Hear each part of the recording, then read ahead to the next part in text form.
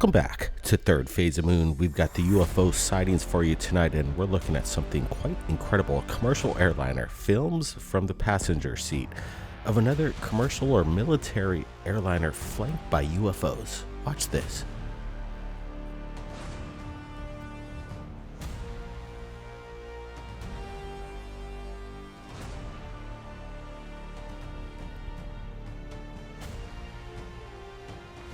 All right, let's roll this once again. Give us a big thumbs up. Tell us where you're joining us from around the world. We're broadcasting from the big island of Hawaii, and we're looking at something right there to the left, flanking. It appears to be military in nature. Another UFO appears right there to the right, flanking it, and then other UFOs appear. Are we looking at something manipulated here, or are we looking at some incredible UFO UAP footage? Yeah, it's pretty cool. I like this. The quality is a little rough, I gotta admit, but the detail kind of leads you to real definition of what we're looking at. We're seeing UFOs right on the side of this military craft, especially the one right at the tail. If you see it right there, then it starts to flank again to the right. When we get the close-up, we're going to see more definition of this thing, but we see a third object appear as well. Are these the infamous Tic Tac UFOs that we've been talking about for the past 13 years? Look at this stuff. Right, we're looking at this. We're going to roll this just another minute or so just to get a close look. Again, we've got two UFOs. I'm just wondering, the person that shot this, who knows? Maybe these drones are being released from this military jet, in my opinion. It almost looks like a C-17 down there. It's definitely quite large. Could be a commercial airliner, but we've heard of the military releasing drones. Are they releasing drones, or are these UFOs in close proximity, observing what's going on in the skies at approximately 30,000 feet? This is quite incredible footage. If legitimate, we're looking at something that the world needs to see. That's why we're sharing it with you. Now let's bring up something. Vintage video footage of a typical flying saucer. We get excited about these. Ay, se mueve mucho la cámara. No le veo ningún hilo. No te va a pasar un avión, ¿eh? Va en la ruta del avión. Ahí no está. Necesito tenerlo en un lugar fijo porque cuando hago el acercamiento.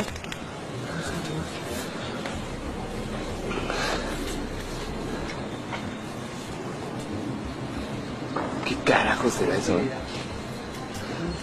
Ahí está. Pasó estaba a la vista del avión, pasó ahorita, tío.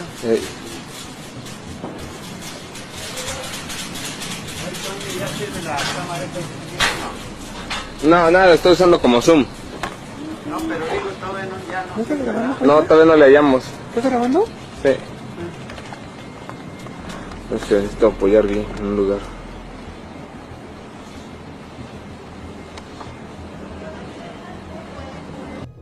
All right, it's an oldie, but it's a goodie.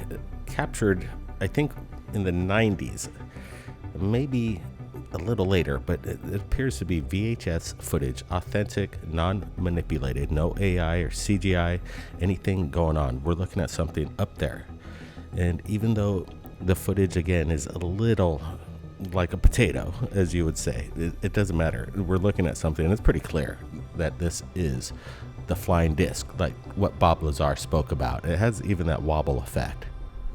Yeah, if they're gonna shoot it with a potato cam, hey, I'm sure it was a state of the art back in the day. This is what they had at the moment in time, and we have the evidence right here. Yeah, I'm not sure if I've seen this one, if we ever posted this on Third Phase Moon, but there's a lot of aspects about this UFO that I like.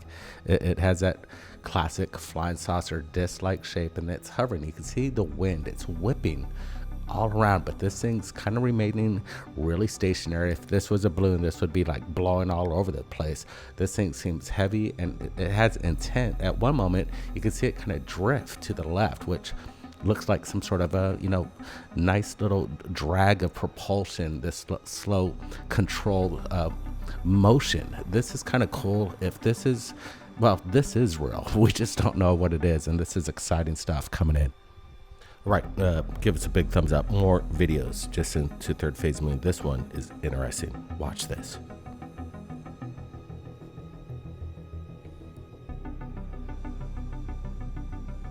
1, 2, 3, 4, 5, 6, 7, 8. I'm counting 8 UFOs. The video doesn't last for very long. It was submitted to us earlier today via our TikTok, and somebody said, guys, what do you make of this? And you can see the bird kind of like fly in front of it. I don't think there's any manipulation. We're looking at something that is unknown. I just wish this clip lasted just a bit longer, but we're looking at, again, 8 discs in formation, and these aren't your typical drone, in my opinion. We're not seeing any indicators of propellers, and these aren't any kind of, I don't know, is it the Blue Angels? I don't think so. Yeah, it's hard saying. The quality on this it's pretty good, actually. You see the guy pointing up, somebody's interested right there. And again, looking at these things, it looks like a fleet of UFOs. Some people might say these are birds. I'm gonna rule that out. We're not seeing any flapping wings. These things seem coordinated. It seems solid. It could be a military fleet of some sort, of maybe one of ours or something unknown. It's wild. Yeah, I'm just looking at this a little bit more, and it's just everything. The lighting matches the glinting and the sun direction and the shadows and the parallax, and everything involved here screams legitimacy, in my opinion. Guys, I want to get yours. Now, here's something. Again, from some time ago. Tell me what you guys see here. We're just going to let it roll for just a little bit.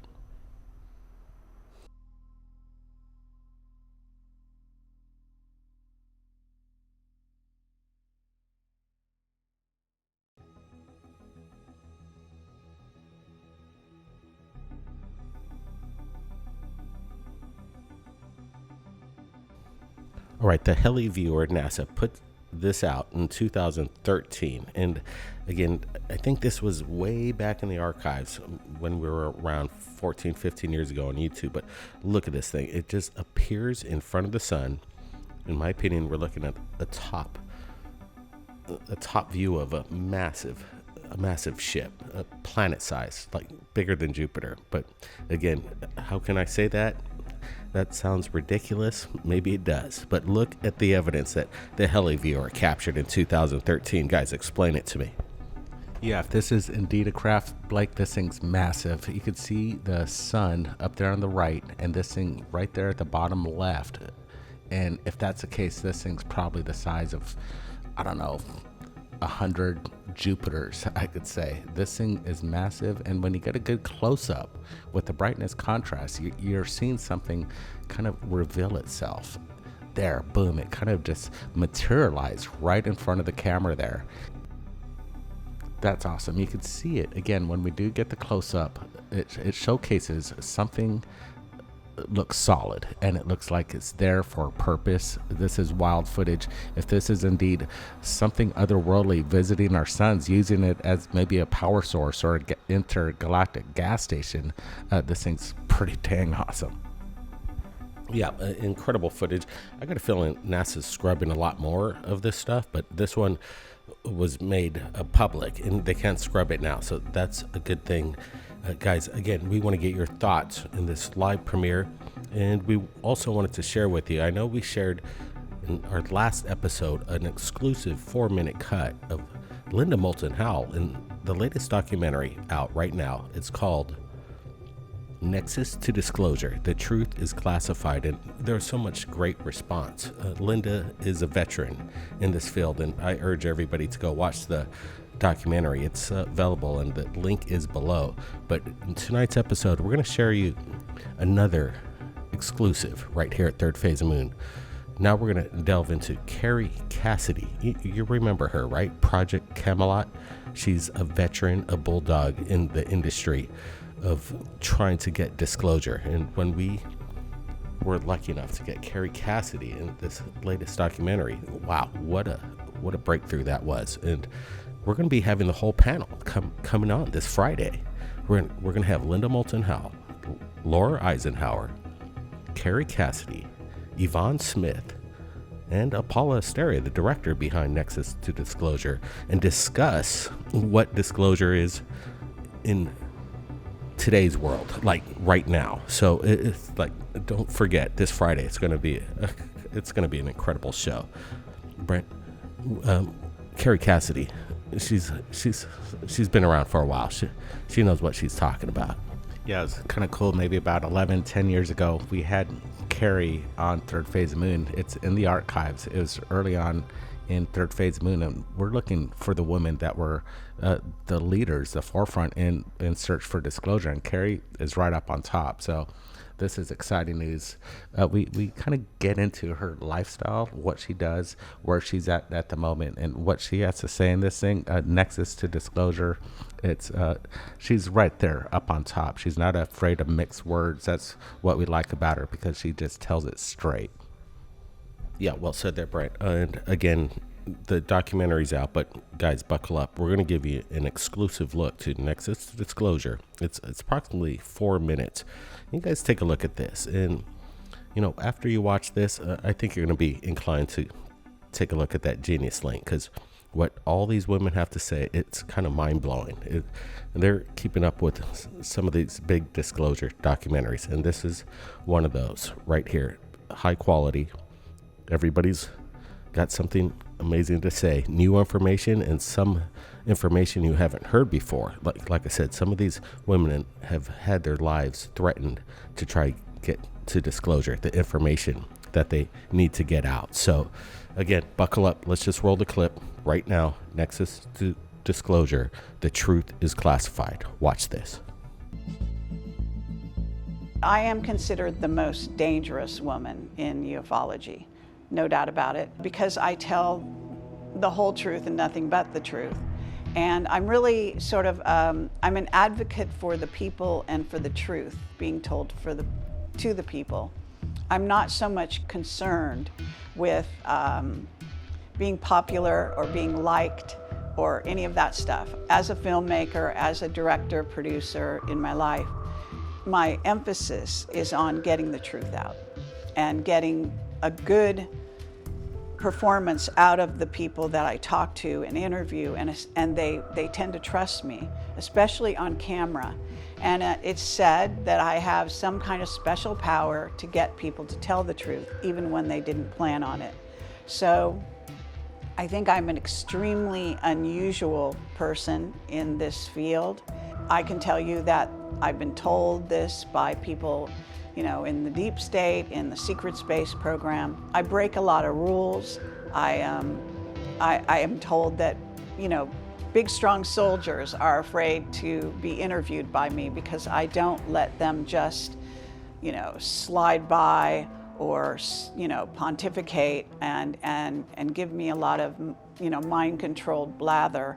I tend to I'll interrupt people if I think they're going down the wrong road and not being honest. And all of this has earned me an incredible reputation. Some people would say it's a good thing. Some people hate me. I've always been a person that tends to get what you call a polarized response from the audience, as opposed to mislikability or something like that. That's my contribution. My contribution is truth. I'm absolutely dedicated to the people can handle the truth on every level. And I think that we need to really get it out there. And I will go up against, I don't care who it is, King of England. I talk back to the White Hats, to 107, who I think is JFK Jr., and I don't give a shit. I don't like it that they try to cover the truth. I don't like it that they want to put a spin on it because they want votes. That doesn't matter to me. I'm sympathetic with that. I admire the White Hats. I think they're wonderful. I think they are rescuing children in underground bases, for example. And I think they're very brave. But I don't think that they're necessarily telling the truth through the AI that they're using. I think the AI may be misleading them. They are also very much interested in getting the end result that they want, but the means is not so important. Whereas I think the means are very important. I see it on a spiritual level that, if you're not being true to yourself, if you're not being true to the people, Of course, we've had centuries and centuries of people lying to us, so I think that this is insane to carry on and try to make a new world out of behaving like the old guard. So they have now, at this point, we've got a war going on our planet. It's a war for truth. It's a war for disclosure. It's a war for especially disclosure of the ET presence and interaction with our planet, which is positive ETs and negative ETs. And the negative ones you have to pay the most attention to because they are abducting your children. They are all about what is, in essence, the DNA of reptilians has gotten into a certain part of our genome, which is what we call the blue bloods. And that's where you get a lot of the Nazis and the rulers of our planet. So I think that this is something that we need to out at every juncture. I think that we need to out the fact that this planet is controlled, that humans are controlled, that they are mind controlled from birth. And I am probably the most outspoken person on the circuit anywhere. You could meet anywhere, anytime. The government of the United States, since the 1940s, has classified reality. That's where we are, in classified reality. The truth is classified.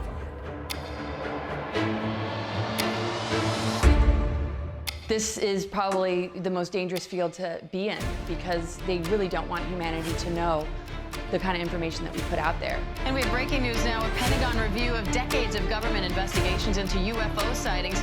It's a war for truth. It's a war for disclosure. The American public, they really want to know. They're tired of being lied to.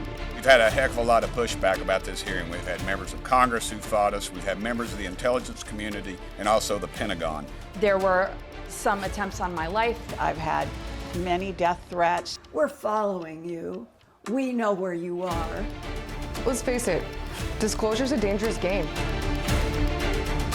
There is way more to this picture than we can imagine. These extraterrestrial biological entities manipulated DNA in already evolving primates to create Homo sapien.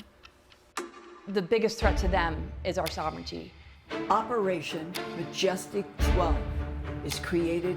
This all needs to come out. The truth needs to come out. I think humans need to get ready. Extraterrestrials are here. They have been based beneath the basins of the oceans and seas of planet Earth for thousands, millions of years. We're dealing with gatekeepers and a total suppression of information and knowledge. The leaders, everyone, telling all humans the truth. These people are idiots. I mean, these people who think they are in charge. I'm going to pick up what I personally think is the single most important whistleblower leak. At some point, our government is no longer going to have control over this. Nexus to disclosure, the truth is classified. We do want the truth and what these women have been doing over probably 150, 200 years of experience in this field combined, all the knowledge coming in. So if you've enjoyed tonight's episode, give us a big thumbs up on the way out, and don't forget, subscribe to Thirdphaseofmoon, the top UFO channel from the beginning. Everybody, be safe, and if you've captured anything amazing out there, don't hesitate. Upload that link to social media, copy paste it, and send it to my email. It's in the description below. Blake Cousins, along with my brother Brant. We'll see ya next time.